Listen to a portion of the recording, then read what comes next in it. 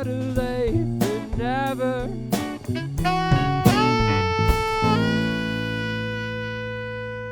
Welcome, everyone, to Better Late Than Never, where everything is always late. We are joined this episode with two very special guests. First up, we have Lexington's own local band Topsoil and vocal and guitar duo Emily and William.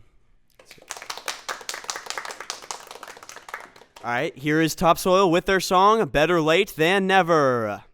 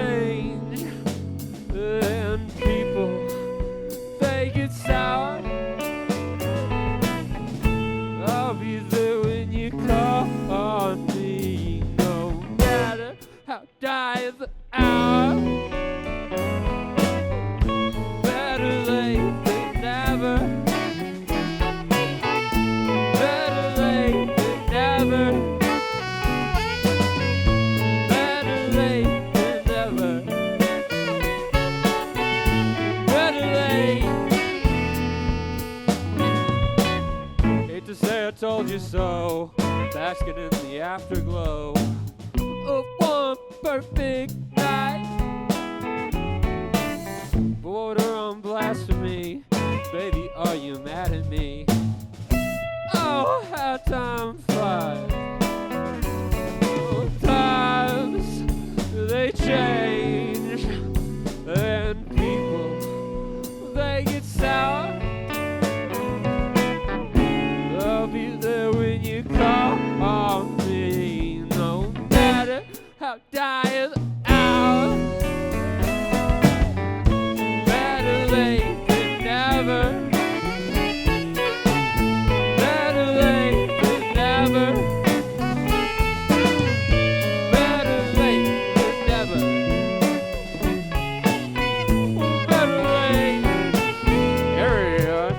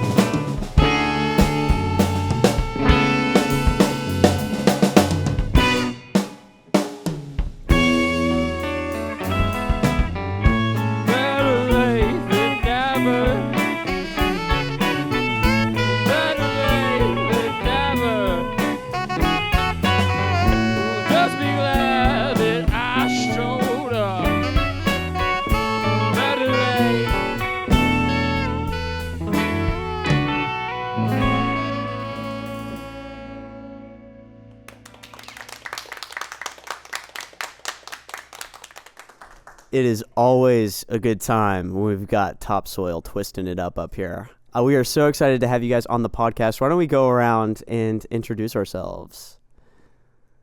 Caleb. Brendan. My name's Aiden. I'm Vincent. I'm Aaron in the back. That's wonderful, guys. Why don't we share a little bit about ourselves? Give me a little bit of a fun fact maybe about each of you. I like Wordle. My fun fact is that I am 23 years old. My fun fact, I have an uncle who was struck by lightning 3 times. In succession or like? No, separate occasions. Oh, okay. That's cool. That's way worse. I used to have a Ninjago sheets on my Lightning McQueen bed for Low key, like 7 years, bro. Wait, how old were you? Like, what's the time frame on 7 years? Last few, yeah. Yeah, last 7 years. My fun fact, is that I actually know a guy who has a clown car. Like the tiny one? Like Have you ever like fit in there or? well, I mean, a magician can't reveal a secret, but you can imagine. No, it's not me. Somebody who owns a car specifically designed to hold as many clowns as possible. I will leave it at that. Wonderful, fellas. So yeah, let's talk a little bit about that song you just played. Tell me a little bit about Better Late Than Never. The band Geese has a song called I See Myself. And the chorus is, I see myself in you, and it's 5 words. And I was like, that's awesome. I bet I can write a chorus with less words. Better late than never, boom. That is one whole less word. Yep. So your move, Geese. That is a direct call out 3 to words. Geese. Please respond. All right, Aaron, we have a little question for you back there. Oh, no. I've heard there's a story behind why this podcast is called what it is, and you may have the answer to that question. Oh, Lord. So, well, my friend, executive producer Sabrina Riggs, love her, thankful to her. She invited me and Vincent, some other friends out, to shoot the first episode of this podcast, and we were trying to brainstorm. She was like, you got any suggestions? Let me know. And she said it was a podcast that we were shooting in June, I think. It was due back in March, something like that, 2 months late. But hey, at least you're doing it.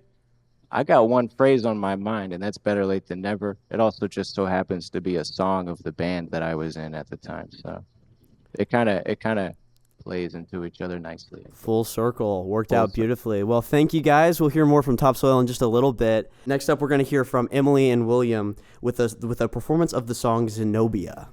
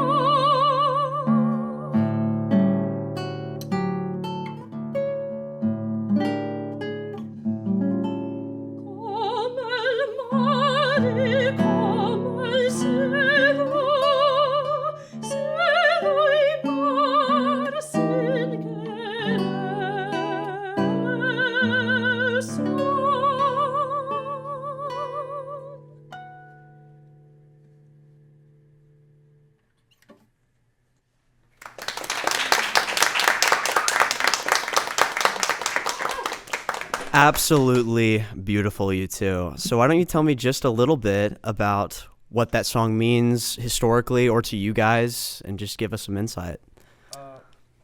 Well, I've got the translation pulled up right here. And that means, to love you, I've placed my heart into the hands of fate. You can no longer free yourself. I can no longer free myself from this fatal nature of this love. You don't think it. You don't feel it. You and I, we are already you and I. Like the sea and like the sky, sky and sea, without meaning to, are. And I think that is just such a gorgeous, gorgeous poem. And I think I feel that way in some respects about this guy right here. So that's pretty cool that I get to perform this with him. So not to be a cheese ball. Oh, well, so this song set Cordero composed around 4 different poems about love and about life, and the final one's about death, and it kind of frames death as like very beautiful and, you know, an end of love and an end of life and stuff. And I really resonated with that. And my teacher, I hadn't heard this piece until my teacher gave it to me, and this poem by Juan Ramon Jimenez, which is the translation is a little rough into English, but I highly recommend you check it out. It's great. And this whole song set's great. We're going to play another one later in this episode, but yeah, it's super cool. Emily and I have been performing together since before we were dating. So that's kind of how we kind of met. So it's cool to get to perform songs that are kind of in this style together, you know? Yeah, no, that's great, guys. So how has being in a relationship changed the way you guys perform together as opposed to when you were performing before you were together? Has anything really changed? Is it different in any ways, or? I think the practices are a lot more fun and a lot less awkward. Because now, like, this is my home dog. He was before too, but now it's a lot easier to communicate musically because we already understand each other on kind of that personal level. It's been fun to work with, yeah. Mm-hmm. Yeah, it's been great. And we're not afraid to give feedback to each other in a helpful way. That's right. Yeah, I think it's still scary to perform, even when you're performing with someone who you're really comfortable with.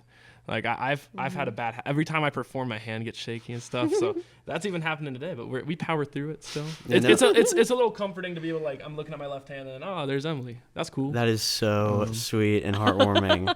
All right, well, to close out this little portion, why don't you both give a little fun fact about yourselves before we... Okay.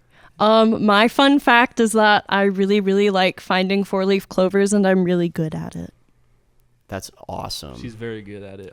I once got into the Washington, D.C. Museum of Aerospace by wiggling my ears when I got in for free. Yeah. So I was I was 7 years old, and the guy at the door was like, I'll let you in for free if you can wiggle your ears.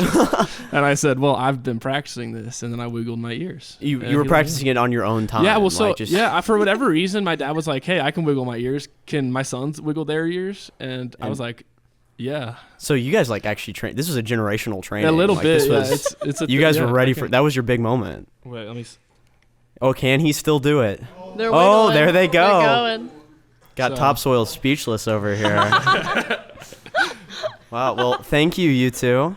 Yeah. Thank you all so much for watching and supporting the Better Late Than Never podcast.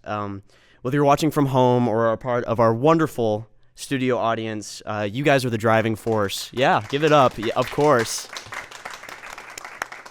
You guys are the driving force that makes this all happen. And so from the bottom of all of our hearts here, we really, really appreciate all that. So thank you. I wanted to talk a little bit about how music is perceived. We love to focus on the recordings in, like, the manufactured product of what we can go listen and appreciate. But I really believe that that's only such a small part of what makes what we do here what it is. It's the connections, it's the relationships, it's the community surrounding the local music scene where we can see the true impact of all of this work that we're doing. It could be meeting someone at a show that would soon become family, having a moment of inspiration while seeing a performance that finally drove you to do that creative thing you've been dying to do for so long. Or it could be the feeling of security upon finding a third space where you truly feel safe, seen, and understood. These artists have impacted so many people and at a much deeper level than just the songs that they put out and release. But they definitely cannot do it alone. Without all the wonderful music venues of Lexington that allow these artists to create this beautiful, inclusive third space, there would be no space. We at the Better Late Than Never podcast wanted to shout out directly the Fish Tank as a great example, but there are so many. But we really appreciate everything that the Fish Tank does for allowing all of us to play there. And of course, there would be no community if it weren't for those who show up, those giving their time to support these artists and to help create an environment of change and inclusion. I wanted to give a little bit of a personal anecdote on how this music scene has kind of changed my life and helped me a lot in a lot more recent memory. Just this past August, if anyone doesn't know anything about me, by the way, I play in a couple local bands, so like I'm in the scene like directly as opposed to just a community member. But a couple months ago, my mother passed away in August, and obviously that was it still is the hardest things that I've had to go through, and it wasn't really my family that kind of came to me first. I was getting texts from these people almost immediately as soon as I like said anything about it, and almost everyone was so open arms with me, and I was almost immediately able to book a show in her remembrance because she loved local music, and the fact that everyone on that bill was so willing to just hop on and be like, yeah, let's do this show, and everyone was so open arms, and they were willing to do whatever they needed for me. So I've seen firsthand how this can change people, and they really brought me out of a very dark time, and I felt very, very at home. It felt like even though things can get rough, like there's people here to support you always, especially in the music scene here. But yeah, art is beautiful, and it's ugly, and it's incredibly harsh when you don't want it to be, and it's exactly what you need when you need a little bit of comfort.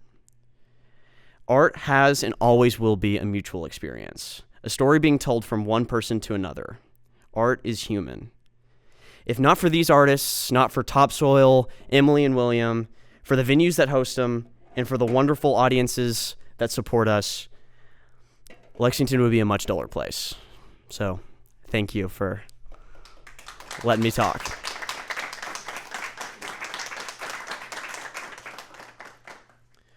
And with that, we're going to have another performance from our first guest you heard from this morning, this evening, this afternoon, whenever you may be listening.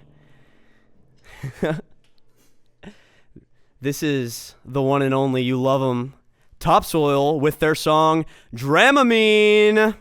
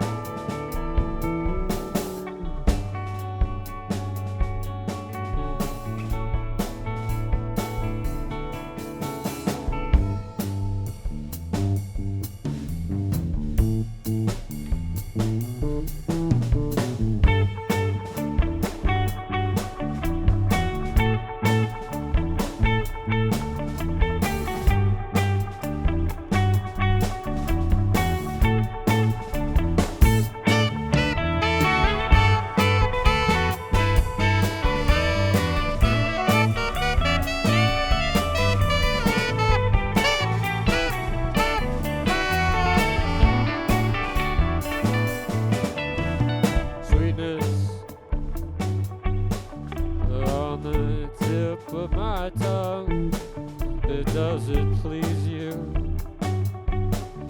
Is it any fun? Well, she said that it's going to my head. All you had to do was ask if you wanted me to beg.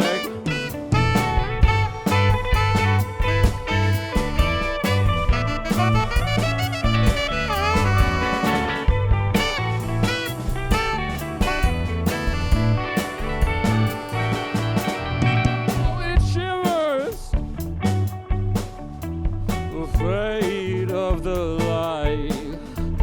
As soon as I've got you figured out, you're going to change my mind. Well, she said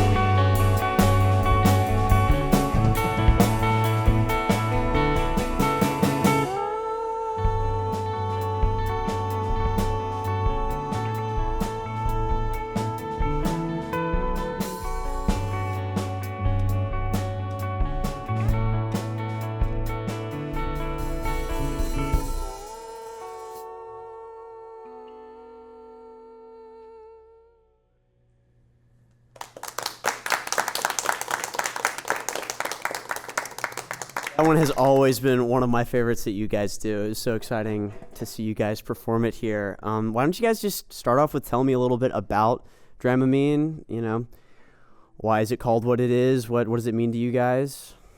I don't know why we called it that. We wrote that song.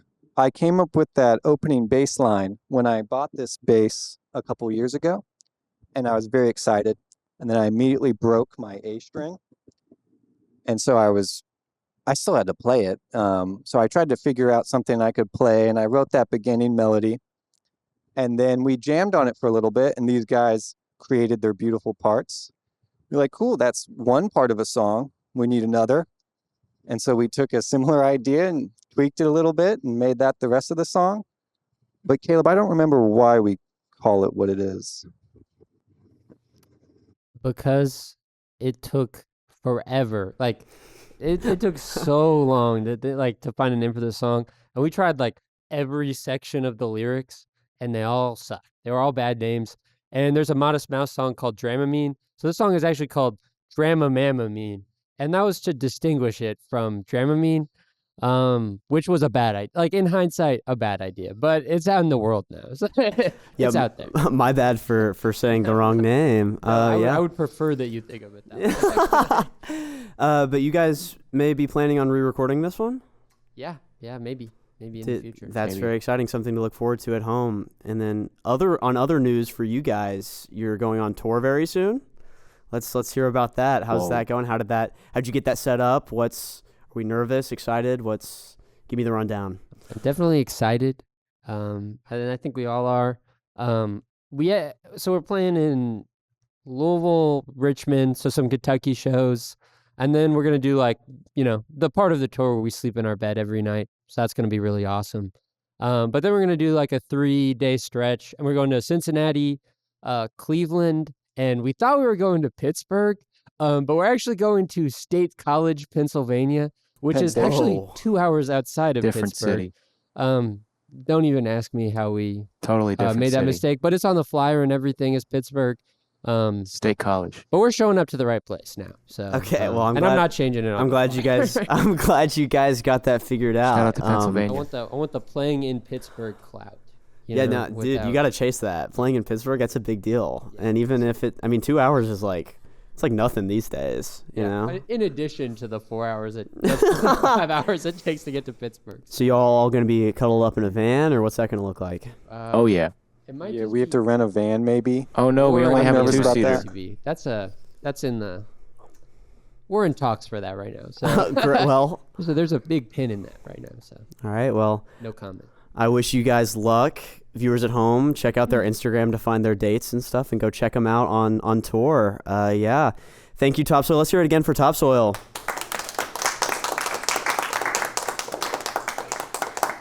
All right, next we're going to hear from Emily and William once again with a performance of the song La Hija del Viejo Pancho.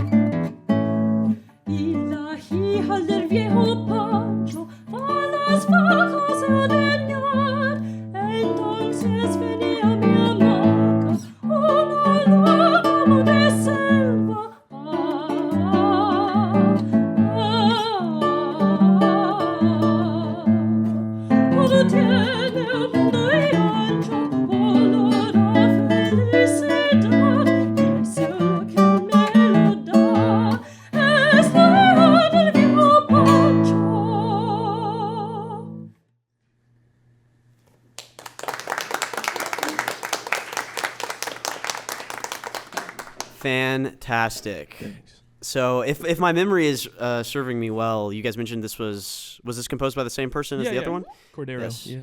Sweet. So Same fella. you want to talk a little bit about what makes this one different, like meaning wise, what it's about and all that? I took like 6 years of Spanish all through middle and high school.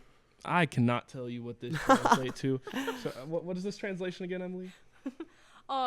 When my pet camgway rooster crows his song and dawn's mist, ghost-like and smoky, creeps through the cracks of my hut, I listen to the meek oxen, to the young calves that just woke. Old Pancho's daughter, a flower with her smell of sage and clove, like a silky cloud around her, scent so deep and so strong that, as she walks by my hammock to milk the cows, I explode! Ah! Everything. It's probably not how it was. Everything has a deep, wide scent of happiness, and that scent that gives it to me is Old Pancho's daughter. So, all that to say, there's all this beautiful scenery around, and then Old Pancho's daughter comes out, and she's just like the most gorgeous, infatuating thing in the whole world, and it makes this guy like, he's like, oh my god, this is too good, and he says, I explode. So That's wonderful. pretty big. Dude, how amazing. Yeah. Well, awesome. So you guys are both music education majors, correct? So true. Yeah. So why don't you guys tell me a little bit about what it's like both being teachers in a relationship and also being teachers and performing, and does one make you better at the other? What's the dynamic there you guys are experiencing?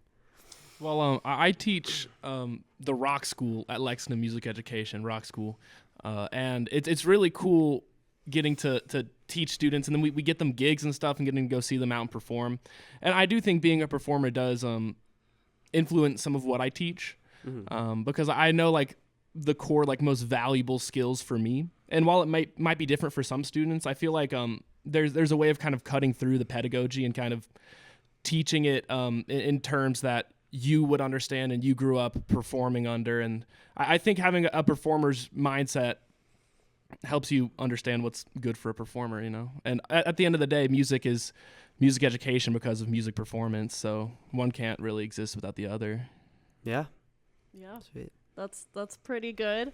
I've been pretty involved in like opera and choir, as far as that goes, and definitely learning how to teach and then also performing and keeping that at a really high standard, both just like make each other a whole lot stronger.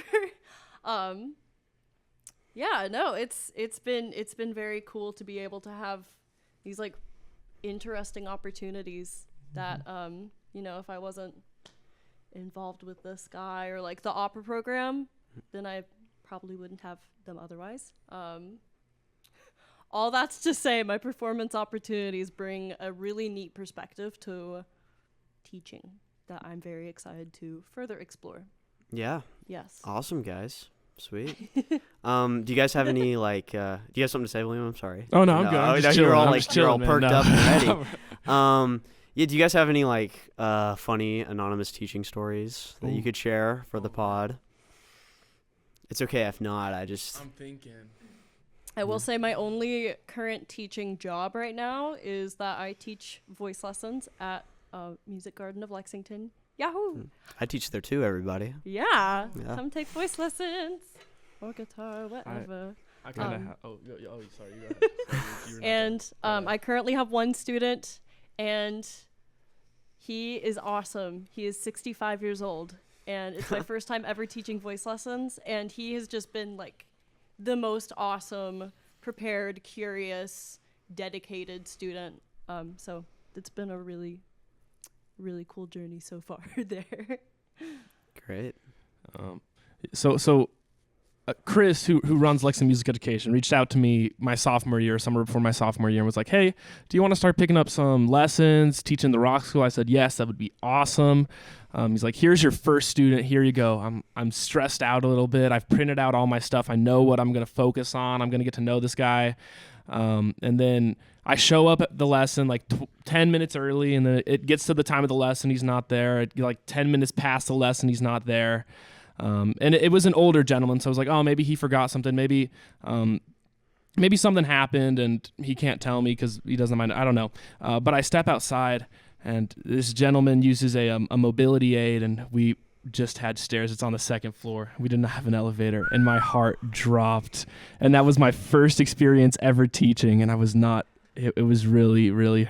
Yeah, that's not as funny as it was just heartbreaking for the both of us. Yeah, that's very unfortunate. So did you teach the lesson just like downstairs, or? No, he was like, hey, I called the bus. They're going to take me back. I was like, oh my gosh, I'm so sorry, just no man. lesson? Yeah, just no lesson. Wow, that's very unfortunate. I know it's very unfortunate, but I reached out. Yeah, I reached out to him. I didn't hear anything back. I was like, hey, I'm so sorry, dude.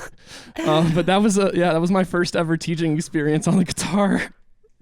Do you have like a more heartwarming story? Yeah, sorry, I realized that wasn't very heartwarming, man. Heartwarming story. Every kid wants to learn eruption, and I don't want to teach eruption. I'm sorry, guys, if you're listening. What's another? Oh my gosh, now I need to think of a heartwarming story. That was just like, that was heartbreaking. Does anyone from Topsoil have any story of any kind they'd like to share that would give us a good little closing punch? Anyone got something? What's up? I'm Aaron. Shout out to all my music educators out there. Especially shout out to my friend Logan Harris, the original drummer for Topsoil. I wouldn't be here without you, Logan, and I'm so glad you're living your big dreams down in Berea. Heartwarming stories. Oh, every day is a heartwarming story. Oh my gosh. So I'm also teaching private lessons. This individual, very young. He's a fourth grade. Very bright-eyed. The world is his to discover, right? So we're in drum lessons, and I give him this folder to keep, your music in and all your things. Yeah. And I was like, you can decorate this, you can write your name, you can draw whatever you want. Come back the next week. On one side, he's got a nice little picture of him playing drums. Aw, how sweet. Yeah. The other side is just a big 6 and a 7. Duality of man right there. It's great. Gotta love him. Hey, yeah, gotta teach him. At least he took creative liberties, and that's just what I'm proud of. And that's what this is all about, getting people to be creative and express themselves. And that's what this podcast is also about. We want to thank everyone for being here. Let's hear it one more time for the performers. Yeah. I have had such a wonderful time hosting this podcast. I'm so glad I got to do this. Go out and see local music. Go find where Topsoil is playing. Go find where anyone's playing. Go to a venue. Watch music. Play music. Go do that thing you want to do. This has been such an amazing experience, I think, for all of us. And if you go do it at home, this could be you on this podcast, all right? So, yeah, thank you all so much. This has been the Better Late Than Never podcast. Tune in next time. And as always, everything is late on the Better Late Than Never podcast. See you next time.